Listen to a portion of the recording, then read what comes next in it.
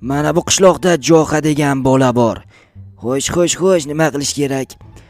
Xullas, o'shani yo'q qilish kerak. Nima uchun yo'q qilmoqchisiz uni? Men qishloqni egallab olmoqchiman. Axir qishloqni egallash uchun qishloq merini yo'q qilish kerak-ku. Yo'q, qishloq merini o'sha bola himoyalaydi. Demak, birinchi o'sha bolani yo'q qilamiz, keyin qishloq merini. Xohlaganingni qil. Xullas, qishloqni egallab olishimiz kerak. Bor unda, ishni bajar. Bo'pti, unda men ketdim. Bo'pti, men ham ketdim. Menimcha Jo'xan uyi mana shu yerda bo'lsa kerak, lekin uyida menimcha yo'q o'xshayapti. Hozir nima qilsam ekan? Qishloq merini birinchi bor yo'q qilib kelaymikan? Yo'q, menimcha mayli, avval Jo'xani yo'q qilaman. Agar uyida bo'lmasa, kelishini kutib turaman, lekin uydadir, balki eshitib ko'rayinchi. Bu yerda narsalar juda ham ko'payib ketgan. Nima qilsam ekan? Rostdan uyda ekan. Endi bu yoqqa kirishim kerak va uni nimadir qilib yiqitishim kerak. Qo'limga tayoq olib olayin, tayoq bilan urib avdaraman.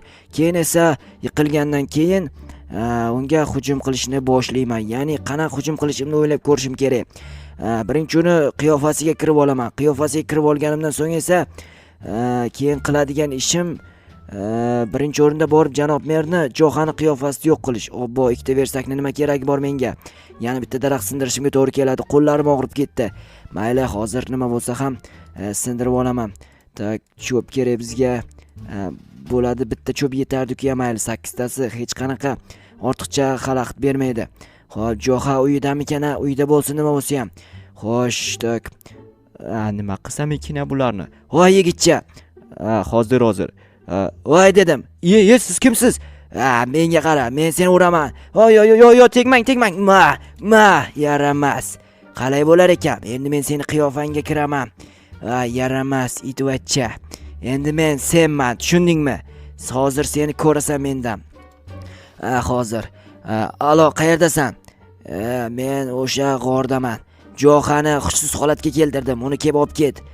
Nima qilaman? Bilmadim. Olib borib o'sha yoqqa qo'yib qo'y. Keyin esa janob merni yo'q qilamiz. Bo'pti, hozir boraman. Mayli. Yaxshi. Endi janob merni yo'q qilish navbati keldi. Rostdan ham Jo'xaga o'xshayman, lekin ovozim o'xshamayapti. Nimadir qilishim kerak. Ovozni ham o'zgartira olishni usulini hozir ChatGPT dan so'rab ko'raman. ChatGPT bilmaydi aytgancha. Hozir qanaqadir o'zgartirishim kerak. Mana shunaqa ovozda gapiraman. Shu sal bo'lsa ham Jo'xani ovoziga yaqinroq. Yo'q, baribir sezib qoladi. Nima qilsam ekan? Gapir. Mana o'xshadi Jo'xani ovoziga. Assalomu alaykum janob mer. Va alaykum, Jo'xa, qalaysan? Yaxshi, o'zingiz ham yaxshimisiz? Lekin xonangiz cho'tki ekan. Nima deganing bu? Sen har doim kelasan, bilasan xonamni qanaqaligini.